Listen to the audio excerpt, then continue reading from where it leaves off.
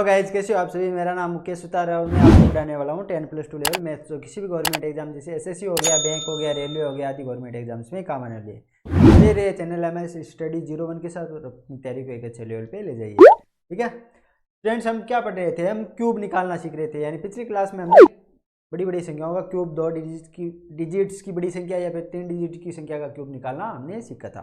क्योंकि हमें जब कैलकुलेशन करते हैं तो हमारे बहुत काम के आते हैं क्यूब, तब हम उतना अगर हमें ट्रिक से आता है तो हम इजीली कर पाए। ठीक है, आज हम क्या सीखेंगे, आज हम सीखेंगे बड़ी संख्याओं का क्यूब रूट यानी घनमूल निकालना। ठीक है, घनमूल कैसे निकाल सकते हैं, उसकी कोई ट्रिक क्या है। तो मैंने क्या बताया तो आपको शुरुआत में कल क्लास में कि जब आपको क्यूब या क्यूब रूट निकालना हो तो आपको 10 संख्याओं का, तो 10 ऐसी संख्या है जिनका 1 से लेकर 10 संख्याओं का क्यूब तो आपको याद होना ही चाहिए। ठीक है, ताकि आपको क्यूब रूट निकालने में वो बड़ी बहुत काम आएगी। ठीक है, तो आपको क्या याद रखना है कि 1 से 10 तक की संख्या का क्यूब आपको याद होना ही चाहिए। जैसे अगर आपको पता है कि 1 का क्यूब कितना होता है, 1 होता है, इसमें किसी को कोई दिक्कत नहीं। 2 का क्यूब कितना होता है, 8 होता है। 3 का क्यूब कितना होता है, 27। 4 का क्यूब कितना होता है, सॉरी 64 होता है। 5 का क्यूब कितना होता है, 125 होता है। 6 का क्यूब कितना होता है, 216। 7 का क्यूब 343। 8 का क्यूब कितना होता है, 512। 9 का क्यूब कितना होता है, 729।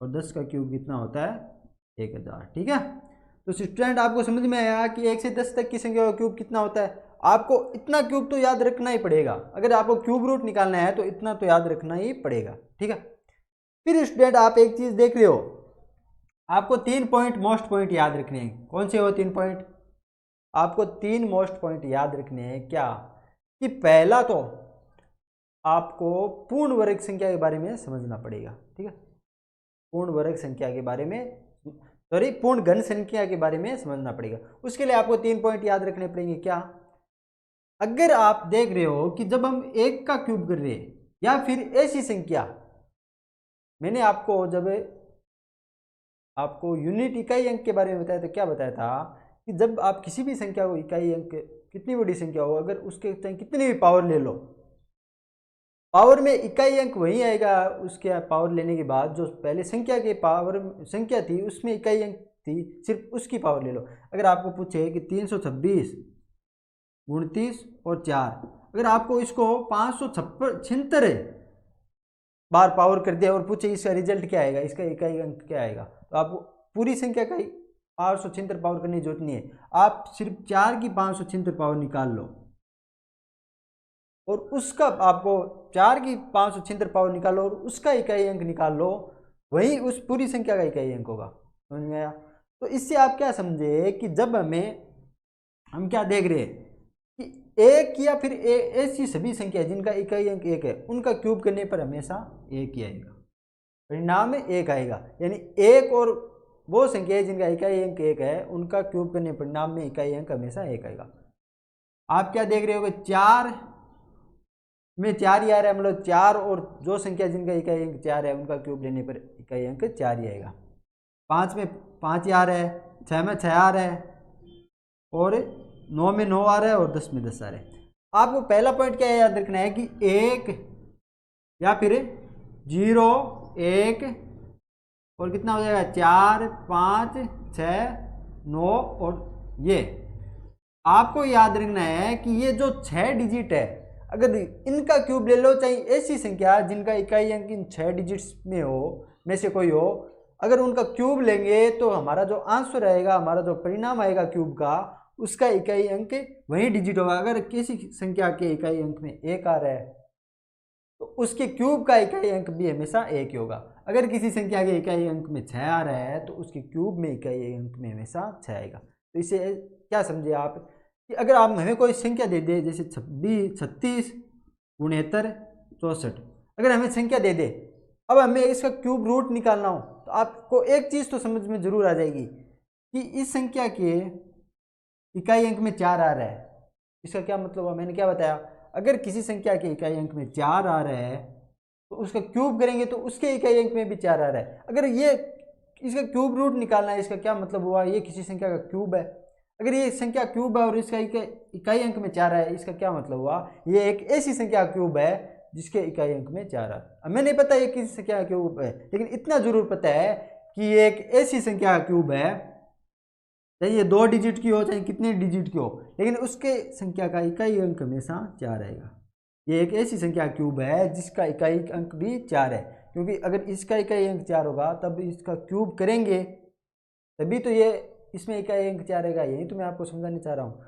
तो आपको क्या याद रखना है, पहला पॉइंट, कि जब भी हमें बोले कि हमें ऐसी संख्या दी जाए जिनका इकाई अंक 4 0 1 4 5 6 और 9, उन सभी संख्याओं का चाहे क्यूब ले लो आप चाहे क्यूब रूट ले लो, उसका इकाई अंक कितना आएगा, यही आएगा, सेम ही आएगा। क्यूब करोगे आप वही आ रहा है, क्यूब रूट लोगे तो भी वही आएगा, क्योंकि क्यूब रूट उसी का लिया जाता है जो संख्या है कि क्यूब बन सकती है अगर वो पूर्ण घन संख्या है। तो प्रॉपर्टीज किसके लिए है, पूर्ण घन संख्या के लिए, पूर्ण घन संख्या के लिए, ठीक है।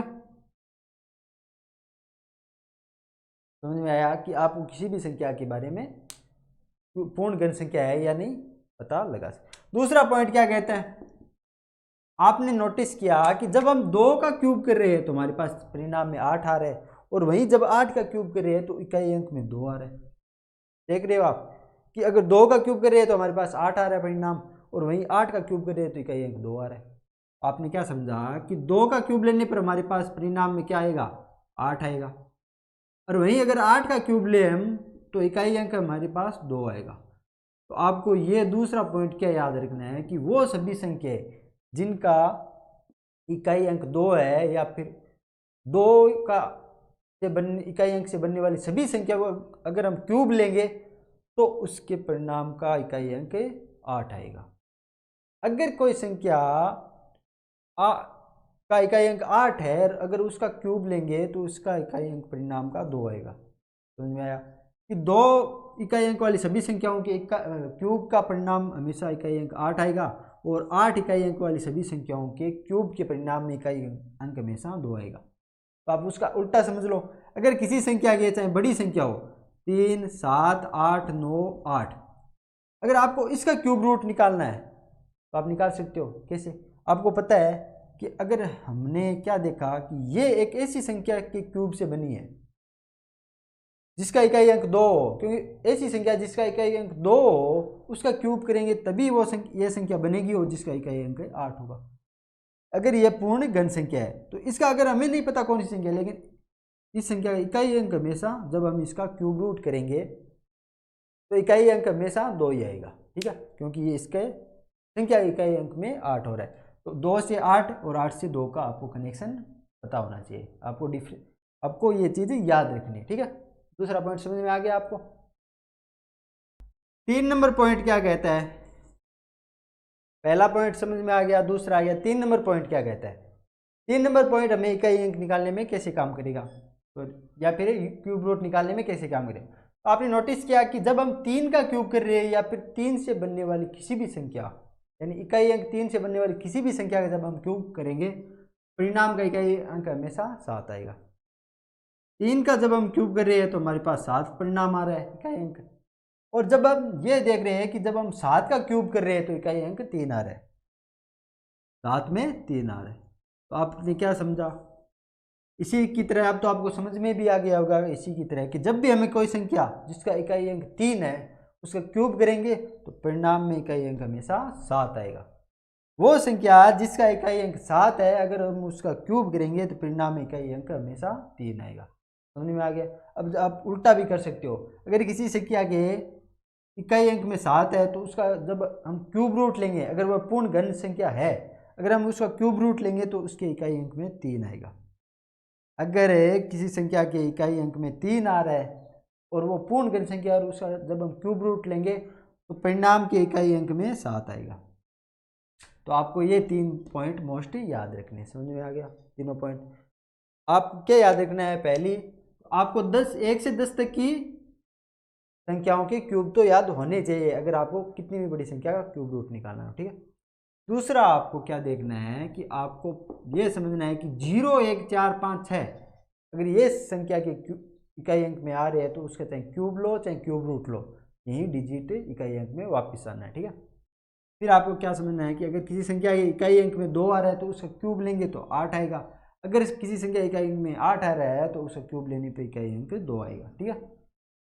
तीसरा पॉइंट आपको क्या समझना है, अगर किसी संख्या के इकाई अंक में 3 आ रहा है तो उसका जब हम क्यूब लेंगे तो परिणाम का इकाई अंक हमेशा 7 होगा, और अगर किसी संख्या का इकाई अंक 7 आ रहा है तो जब हम उसका क्यूब लेंगे तो परिणाम का इकाई अंक हमेशा 3 आएगा, ठीक है। तो ये 3 पॉइंट आपके समझ में आ गए। अब मैं आपको कुछ, अब हमें क्या देखना है, कोई संख्या पूर्ण वर्ग है नहीं या कैसे पता चलेगा। आपको क्या याद रखना है कि 1 व 2 यानी 1 व 2 ऐसी संख्या है जिनका हम जब क्यूब करेंगे तो हमेशा क्यूब 1 डिजिट का आएगा। कैसे, अगर हम 1 का क्यूब करेंगे और 2 का क्यूब करेंगे तो आपको क्या याद रखना है, 2 पॉइंट, इन दोनों का क्यूब कितना आएगा, 1 डिजिट का आएगा। 1 का क्यूब भी 1 का आ रहा है और 2 का 8 आ रहा है, दोनों में डिजिट 1 है, 1 अंक का, ठीक है, पहला पॉइंट। दूसरा पॉइंट क्या कहता है कि 3 और 4 का क्यूब करेंगे तो वो 2 डिजिट का आएगा, यानी 3 और 4 दो एकमात्र संख्या है जिनका क्यूब कितने डिजिट का आएगा, 2 अंक का आएगा। फिर तीसरा पॉइंट क्या कहता है कि 5 से लेकर 9 तक की संख्याओं का जब हम क्यूब करेंगे तो इनका इकाई अंक, सॉरी, क्यूब कितने डिजिट का आएगा, 3 डिजिट का आएगा। 5 से लेकर 9 तक की संख्याओं का क्यूब हमेशा 3 डिजिट का आएगा, 3 अंक का, ठीक है। फिर क्या कहता है चौथा, जब हम 10 से 21 तक की संख्याओं, चौथा पॉइंट क्या बोलता है, 10 से 21 तक की संख्याओं का जब हम क्यूब करेंगे तो हमारे पास क्यूब कितने डिजिट का आएगा, 4 अंक का आएगा, ठीक है, समझ में आ गया। तो इससे आप क्या समझते हो कि जब आप एग्जाम में अगर आपको कहीं पे सीधा क्यूब पूछ ले, आपको अगर पूछ ले 45 का क्यूब कितने डिजिट का आएगा और आपको नहीं पता है, आपको नहीं आता, अगर आप ऑप्शन से एलिमिनेट करना चाहते हो तो कैसे करेंगे, एक पूरी मैं आपको डिटेल में बताऊंगा, ठीक है। पांचवा पॉइंट क्या कहता है कि 22 से लेकर 46, 22 से लेकर 46 का क्यूब कितने अंक का आएगा, तो ये आपको रखना है 5 अंक का आएगा, ये 5 अंक का आएगा, इतना याद रखना है। फिर क्या कहता है कि छठा पॉइंट क्या याद रखना है कि 47 से लेकर 99 तक का क्यूब कितने डिजिट का आएगा, ये आएगा हमेशा 6 अंक का। क्यों आएगा कि 100 का जब हम क्यूब करेंगे तो 100 में 2 जीरो है और क्यूब करने पर 2 जीरो के 3 गुना हो जाएंगे, यानी 6 जीरो हो जाएंगे, 6 जीरो और 1 मिला के 7 अंक का हो जाएगा, यानी 99 तक की हमारे पास अंक 6 अंक के होंगे, ठीक है, जब हम उसका क्यूब करेंगे, ठीक है।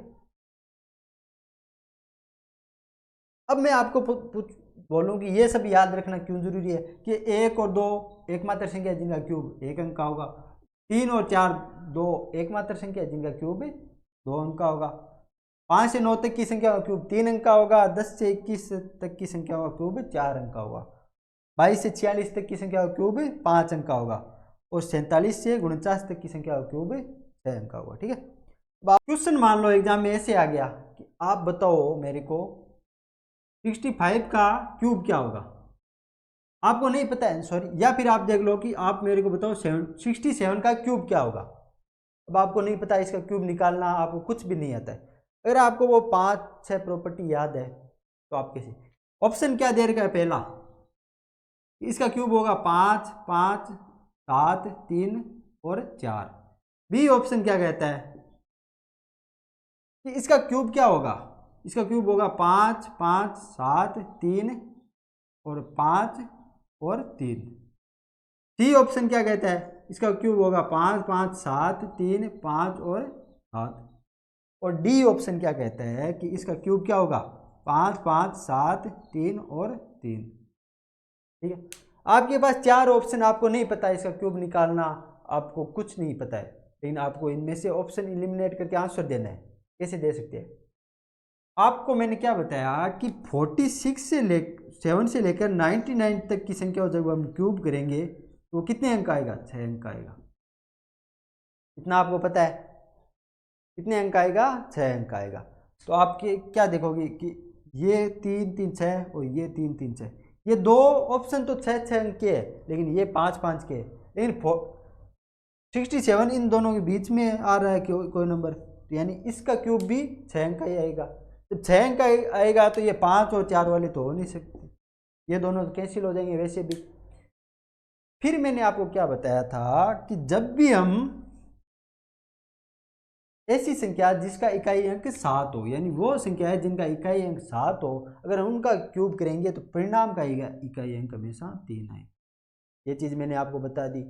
तो यहाँ पे आप क्या दे रखे हो, ये भी 6 अंकों की संख्या है, ये भी 6। अब नहीं आपको पता कौन सा ऑप्शन सही है, लेकिन आप एक चीज़ देख रहे हो कि इस संख्या की इकाई अंक में 3 आ रहा है, इसमें 7 आ रहा है। लेकिन आपको अगर ये पता है कि 7 इकाई अंक से बनने वाली सभी संख्याओं का जब हम क्यूब करेंगे तो परिणाम का इकाई अंक हमेशा 3 आएगा।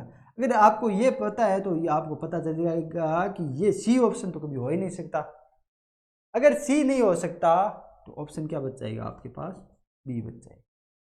आपको नहीं पता ये सही है या नहीं, लेकिन आपने ये 3 ऑप्शन एलिमिनेट कर दिए, आपने श्योर हो गए कि ये 3 तो हो ही नहीं सकते। ये होगा या नहीं होगा नहीं पता मुझे, लेकिन ये 3 नहीं हो सकते। आपने क्या किया, आंसर सही कर दिया, ठीक है। तो ऐसे आपको काम आएगा। नेक्स्ट पॉइंट क्या कहता है हमें कि 2 अंकों की ऐसी संख्या जो पूर्ण घन है और पूर्ण वर्ग है। अगर कई बार क्वेश्चन में आ जाता है कि हमें एक ऐसी संख्या बताओ जो 2 डिजिट की होनी चाहिए, पूर्ण घन भी होनी चाहिए और पूर्ण वर्ग भी होनी चाहिए। मैंने क्या बताया कि 3 और 4 दो एकमात्र ऐसे अंक है जिनका क्यूब जब हम करते हैं तो 2 डिजिट का आता है। इनके अलावा कोई ऐसी संख्या नहीं है जिनका क्यूब 2 डिजिट का आता है। 3 का क्यूब कितना होता है, 27 आता है हमारे पास, ठीक है। 4 का क्यूब कितना आता है, 64 आता है। फिर प्रॉपर्टी पहली क्या कहती है कि 2 अंकों की एकमात्र संख्या जो पूर्ण घन है, यानी ये 2 ही संख्या है 2 अंकों की जो पूर्ण घन है, ये दोनों, और इनके अलावा कोई ऐसी संख्या नहीं है जो पूर्ण घन है। पूर्ण घन का क्या मतलब हुआ, अगर ऐसी संख्या जिसका हम जब क्यूब रूट करेंगे तो हमारे पास एक पूर्ण इंटीजर नंबर आना चाहिए, पूर्णांक नंबर आना चाहिए। तो 2 अंकों की एकमात्र दो अंकों की सिर्फ यही 2 संख्या है जो पूर्ण घन है। फिर प्रॉपर्टी क्या कहती है, और साथ में पूर्ण वर्ग भी होना चाहिए। अब हमें देखना है कि इन दोनों में से पूर्ण वर्ग भी कौन है। जो पूर्ण घन तो दोनों ही है, लेकिन पूर्ण वर्ग कौन है।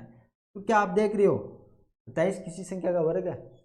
हम जब 5 का वर्ग करते हैं तो हमारे पास 25 आता है, 6 का वर्ग करते हैं तो हमारे पास 36 आता है। लेकिन ये 27 तो इन दोनों के बीच में है, तो इसका क्या मतलब हुआ, ये पूर्ण घन नहीं। ये पूर्ण वर्ग हो सकता है, नहीं वर्ग हो सकता है लेकिन पूर्ण वर्ग नहीं हो सकता। पूर्ण वर्ग क्या होगा, ऐसी संख्या जब हम इसका रूट करेंगे तो हमारे पास एक इंटीजर आना चाहिए, लेकिन यहाँ पे नहीं है। क्या 64 किसी का वर्ग हो सकता है, जब हम 8 का स्क्वायर करते हैं तो हमारे पास 64 आता है। इसका क्या मतलब ये पूर्ण वर्ग भी है। तो 2 अंकों की एकमात्र संख्या यानी 64 ऐसी संख्या है जो 2 अंकों की है, पूर्ण घन भी है और पूर्ण वर्ग भी है। तो आपको क्या याद रखना है कि 64 एकमात्र ऐसी संख्या है 2 अंकों की जो पूर्ण घन भी है और पूर्ण वर्ग भी है। समझ में आया। आप जब भी एग्जाम में आए ऐसे तो आप कर सकते हो, कोई दिक्कत नहीं होगी आपको, ठीक है।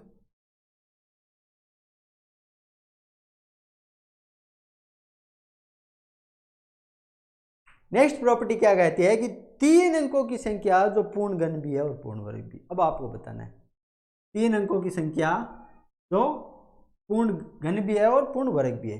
अब आप जब हम देखते हैं कि हम 5 से लेकर 9 तक की संख्या, ये 4 जो हमारे पास नंबर है 5 नंबर, इनका ही हम देखते हैं कि 125, 5 का वर्ग 125, 2 का 216, 343, 8 का 512 और 9 का 729। हमें पता है कि 3 अंकों की सिर्फ ये 5 संख्या ही है जो पूर्ण घन है। पूर्ण घन का क्या मतलब हुआ, अगर इन 5 संख्याओं के अलावा ऐसी कोई संख्या नहीं है जिसका हम क्यूब रूट करेंगे तो हमारे पास इंटीजर रहेगा। सिर्फ 3 अंकों की यही 5 संख्या है जिनका क्यूब रूट करने पर हमारे पास नंबर इंटीजर रहेगा, ठीक है। ये पूर्ण घन होगी। अब क्वेश्चन क्या है, प्रॉपर्टी क्या कहते हैं कि इनमें से ऐसी कौन सी संख्या जो पूर्ण वर्ग भी है। अब हमें पता करना है कि पूर्ण वर्ग भी कौन सा है साथ में पूर्ण घन होने के। तो आपको क्या है, क्या 125 किसी संख्या का वर्ग है, 11 का 121 होता है और 12 का 144, ये नहीं हो सकता। क्या 216 है, नहीं है। क्यों नहीं है कि 14 का वर्ग 196 होता है और 15 का 225 होता है, ये नहीं है। 343 है, नहीं है। 18 का 324 होता है और 19 का 361 होता है, ये भी नहीं है। 512 है, नहीं है, क्यों नहीं है? 22 का वर्ग कितना होता है? 483 होता है। और 23 का वर्ग कितना होता है? 529 होता है। ये नहीं है क्या? 729 किसी का वर्ग है? तो 27 का वर्ग। कैसे? जब हम 27 का वर्ग करते हैं तो हमारे पास वैल्यू कितनी आती है? 729 आती है। वहीं अब जब है हम 9 का क्यूब करते हैं तो हमारे पास वैल्यू कितनी आती है? 729। यानी 3 डिजिट की ये एकमात्र संख्या है जो पूर्ण घन भी है, सॉरी पूर्ण घन भी है और पूर्ण वर्ग भी है। यानी जब हम इसका क्यूब रूट लेंगे तो भी हमारे पास इंटीजर आएगा, और जब हम इसका रूट लेंगे तो भी हमारे पास एक इंटीजर वैल्यू आएगी। ठीक है, तो 3 अंकों की एकमात्र संख्या जो पूर्ण घन है और पूर्ण वर्ग है, कौन सी है? वो ये हो जाएगी हमारे पास 729। आपको याद रखना है।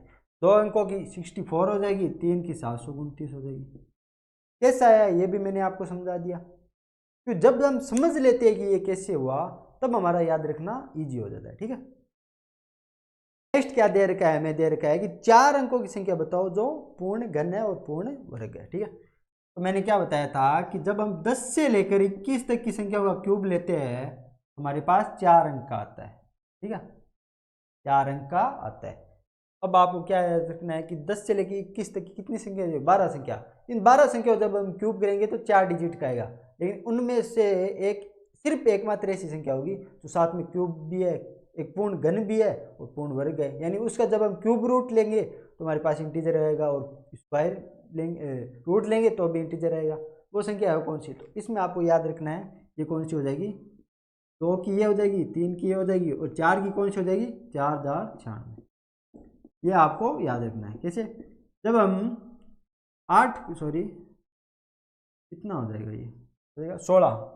जब हम 16 का क्यूब करेंगे तो हमारे पास कितना आएगा? 4096 आएगा।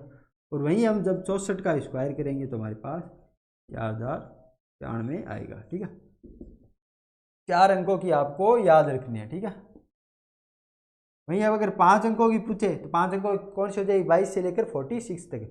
उसमें से ऐसी संख्या कौन सी है जो क्यूब भी है और किसी संख्या का क्यूब भी है और किसी संख्या का स्क्वायर भी है? यह हो जाएगी 15625। कितनी हो जाएगी? 15625 हो जाएगी। ठीक है, क्यों हो जाएगी? क्योंकि ये जब हम 25 का क्यूब करते हैं तब हमारे पास ये वैल्यू आती है। वहीं अगर हम 125 का स्क्वायर करते हैं तब भी हमारे पास वैल्यू आती है। समझ में आ गया? तो ये आपको 4 पॉइंट याद रखनी है। 2 अंकों की एकमात्र संख्या तो क्यूब पूर्ण घन है और पूर्ण वर्ग है 64। 3 अंकों की 729, 4 की 4096 और 5 की 15625। एग्जाम में कई बार पूछ लेते हैं। ठीक है, सीखेंगे घनमूल निकालना। ठीक है, तो पॉइंट क्या कहता है कि 0, 1, 4, 5, 6 और 9 इकाई अंक वाली सभी संख्याओं का ये घन का इकाई अंक भी यही होगा। ये पॉइंट मैंने आपको बताया कि 0, 1, 4, 5, 6 और 9 अगर किसी संख्या के इकाई अंक में ये डिजिट्स आ रहे हैं तो उसका क्यूब लेने पर जो परिणाम आएगा उसके इकाई अंक में भी यही डिजिट आएंगे। ठीक है, ये बात मैंने आपको बता दी। फिर नेक्स्ट क्या कहता है कि 2 का क्यूब लेने पर इकाई अंक 8 आएगा और 8 का क्यूब लेने पर इकाई अंक 2 आएगा। ये भी मैंने बता दिया। फिर नेक्स्ट क्या कहता है कि जब हम 3 का क्यूब लेंगे तो इकाई अंक 7 आएगा और 7 का क्यूब लेने पर इकाई अंक 3 आएगा। ये 3 पॉइंट बना के मैंने आपको पहले ही बता दिया था। और मैंने क्या बोला था कि जब हमें अगर संख्याओं का कितनी भी बड़ी संख्या अगर हमें क्यूब रूट निकालना है, अगर हमें उसका घनमूल निकालना है तो हमें 4 चीज़ याद रखनी है। 1 से 10 तक की संख्याओं के क्यूब याद रखने हैं और ये 3 पॉइंट याद रखने। ठीक है, अब हम आगे देखेंगे घनमूल कैसे निकालते हैं। घनमूल कैसे निकालते तो स्टूडेंट्स हमें एक एग्जांपल दे रखा है कि 3375। ठीक है, 3375। तो अगर आपको ये 15 का क्यूब है, 15 का क्यूब इतना मेरे को पता है। ठीक है, अगर आपको 25 तक की क्यूब याद है तो कहीं ज़रूरत आपको उतनी ही पड़ती है, उससे ज़्यादा लगभग नहीं पड़ती। फिर भी आप अगर निकालना सिखाएंगे चाहे कितनी भी बड़ी संख्या आ जाए। ठीक है, तो अगर आपको याद है तो उतना कर देंगे। जब मैंने आपको स्क्वायर और स्क्वायर रूट पढ़ाया था, मैंने स्क्वायर रूट में निकालना कैसे बताया था? मैंने एक मेथड बताया था अनुमान विधि से। कैसे? हम 2 डिजिट लेके इकाई अंक निकालते हैं, फिर जो बचते हैं उसको देखते हैं कि किन 2 संख्याओं के वर्ग के बीच में उसी में आपको सेम मेथड आपको यहाँ पे फॉलो करना है कि जब भी आपको किसी संख्या का क्यूब रूट निकालना है यानी घनमूल निकालना है तो आपको वहाँ पे आप 2 डिजिट ले रहे थे, आपको यहाँ पे 3 डिजिट लेना, आखिरी के 3 डिजिट को आपको अलग कर लेना है, उनसे आपका इकाई अंक निकलेगा। इकाई अंक इन 3 डिजिट्स पर ही निर्भर करेगा। समझ में आया? अब क्वेश्चन क्या कहता है कि ये एक इस संख्या का हमें क्यूब निकालना है, और क्यूब ये तभी निकल पाएगा जब ये पूर्ण घन संख्या है, या फिर ये एक ऐसी संख्या है जो किसी संख्या के क्यूब लेने पर बनी हुई है। अगर ये किसी संख्या के क्यूब लेकर बनी हुई है तो मैंने क्या बताया, और यहाँ पे इकाई अंक 5 आ रहा है, ये कैसे पॉसिबल हुआ? अगर किसी संख्या का हम क्यूब लेते हैं और उसका इकाई अंक 5 है तो उसके परिणाम का इकाई अंक भी 5 होगा। मैंने 3 पॉइंट बताए, उसमें क्या बताया, अगर कोई संख्या में इकाई अंक में 0, 1, 4, 5, 6 और 9 आ रहे हैं तो जब चाहे उसका क्यूब ले लो चाहे उसका क्यूब रूट ले लो, उसका इकाई अंक हमेशा सेम डिजिट आएगा। अब यहाँ पे इकाई अंक 5 आ रहा है तो इसका इकाई अंक कितना हो जाएगा? 5 होगा।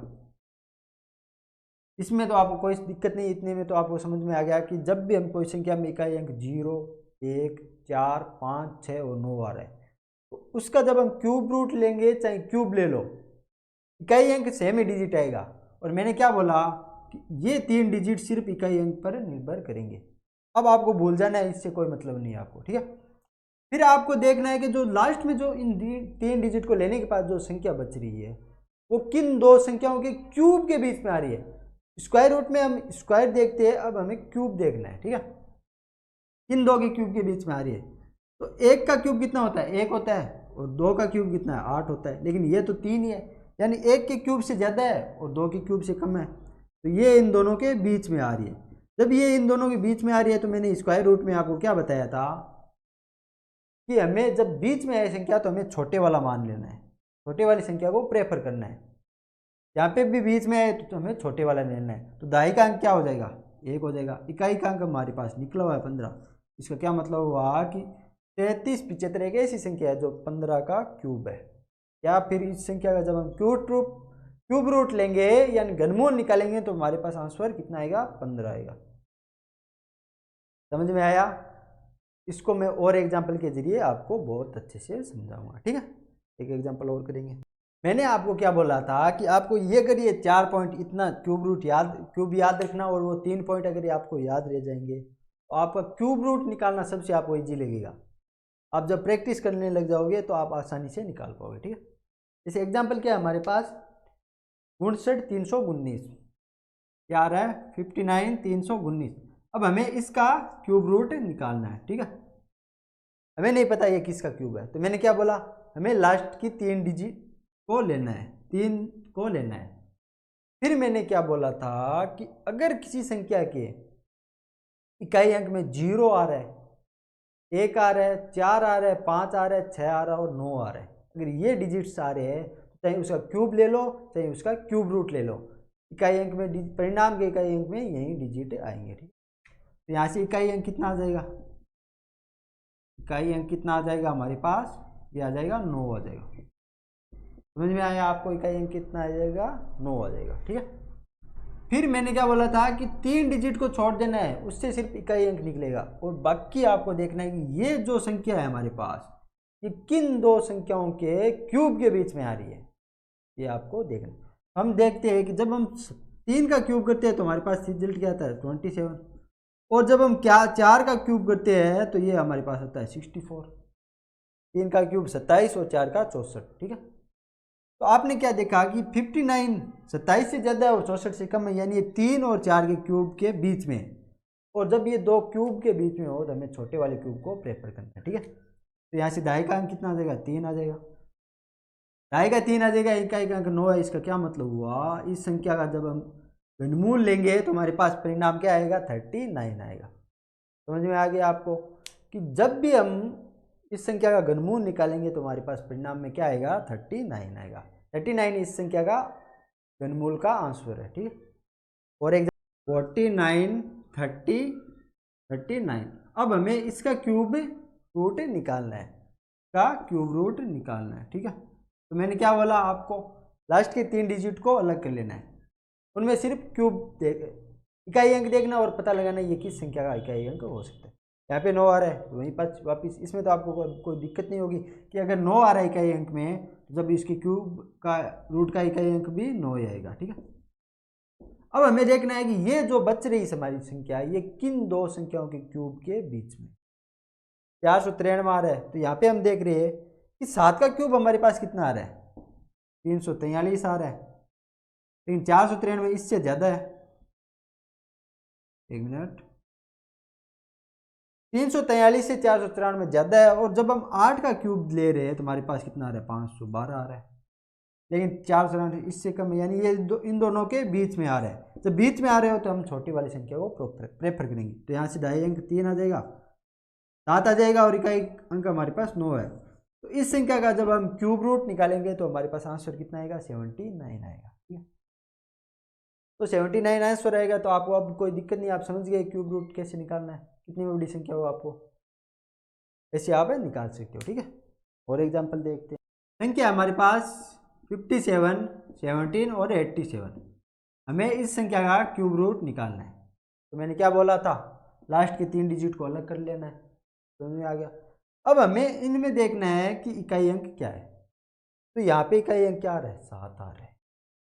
क्या आ रहा है, 7 आ रहा है। मैंने क्या बोला था, अगर किसी संख्या के इकाई अंक में अगर 7 आ रहा है, अगर उसका क्यूब रूट लेंगे, क्यूब लेंगे तो इकाई अंक 3 आएगा, और उसका चाहे क्यूब रूट लेंगे तो भी इकाई अंक 3 आएगा, उल्टा हो जाएगा। 7 आ रहा है तो 3 आ जाएगा, और 3 आ रहा है तो 7 आ जाएगा। तो यहाँ पे इकाई अंक में 7 आ रहा है तो इसका जब अब इसका क्यूब करेंगे तो परिणाम निकालेंगे तो इसका इकाई अंक कितना आएगा, 3 आएगा। यहाँ पे 7 आ रहा है तो 3 आएगा, समझ में आ गया। तो यहाँ से इकाई अंक कितना आ जाएगा, 3 आ जाएगा। 3 डिजिट का इकाई अंक ले लिया, 3 डिजिट को भूल जाना है। फिर देखना हमें क्या बच रही है हमारे पास संख्या। हमारे पास संख्या है 571। अब हमें देखना है ये किन दो क्यूब के बीच में है। हमें जब हमने देखा कि हम 8 का क्यूब लेते हैं तो हमारे पास आता है 512 आता है, और वहीं अब जब 9 का क्यूब लेते हैं तो 729 आता है। लेकिन 571 एक ऐसा नंबर है जो इन दोनों के बीच में आ रहा है। जब बीच में आ रहा है तो हमें, मैंने बोला था क्या करना है, आपको छोटे वाले नंबर को प्रेफर करना है। यहाँ से ढाई अंक 8 आ जाएगा, इकाई अंक हमने निकाल लिया 3। इस संख्या का क्यूब रूट यानी घनमूल कितना आ जाएगा, 83 आ जाएगा। समझ में आ गया। तो अब तो आपको कोई दिक्कत नहीं होगी, मैंने बहुत सारे एग्जाम्पल समझा दिए। अब आप किसी भी संख्या का क्यूब रूट निकाल सकते हो आसानी से। ठीक है, संख्या है हमारे पास 112, 48, 64। ठीक है, अब हमें इसका क्यूब रूट निकालना है। ठीक है, क्यूब रूट निकालना है। तो मैंने क्या बोला था, लास्ट के 3 डिजिट को प्रेफर करना है।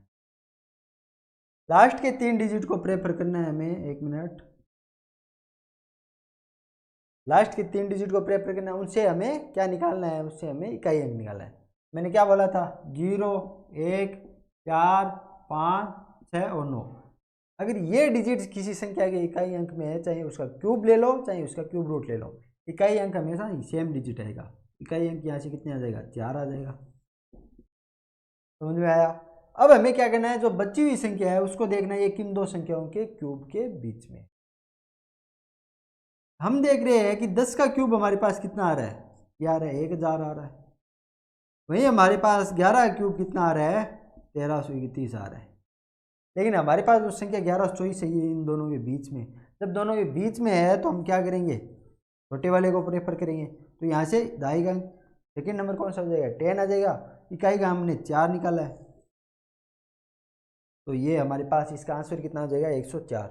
और वैसे भी अगर आपने पिछली क्लास देखी होगी तो मैं आपको याद आ गया होगा कि 104 का हमने क्यूब लेके ही आंसरों को समझा था, और वहाँ पे हमने 112, 48, 64 बहुत बार निकाला था। ठीक है, समझ में आ गया। आप कितनी बड़ी संख्या क्यूब रूट निकाल सकते हो, आप क्यूब निकाल सकते हो आप, और प्रॉपर्टीज निकाल दे सकते हो। कुछ प्रॉपर्टी भी मैंने बीच में पढ़ा दी। ठीक है, तो स्टूडेंट्स आपको अब क्या याद रखना है कि जब भी हमें किसी संख्या का क्यूब और क्यूब रूट निकालना हो तो आपको कोई दिक्कत नहीं होगी।